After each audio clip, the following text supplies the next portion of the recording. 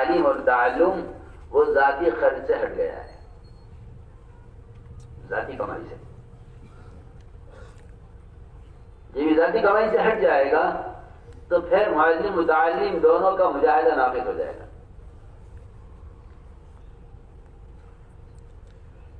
اس لیے صحابہ کرام کا معمول یہ تھا کہ وہ جنگل سے بڑے کاٹتے تھے، ان کے گٹھڑ بناتے، انہیں چولہے میں جانے کے قابل چھوٹے چھوٹے ٹکڑے بناتے، ان کو لا کے شہر میں بیچتے. ان سے جو آمدنی ہوتی اس آمدنی سے بکری خرید کر ازواج مطہرات کے 11 گھروں میں تازہ گوشت پہنچایا کرتے تھے. یہ طلبہ کا کام تھا.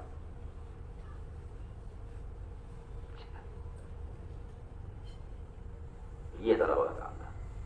ہمارا ایک معلم ہے، ہمیں اس کے 11 گھروں میں گوشت پہنچانا ہے تازہ روزانہ. آپ اس اندازہ کیجیے کہ طلبہ اپنے اخراجات کا بوجھ نہیں ڈالتے تھے مدرس پر، بلکہ مدرس کی 11 بیویوں کا بوجھ خود اٹھاتے تھے.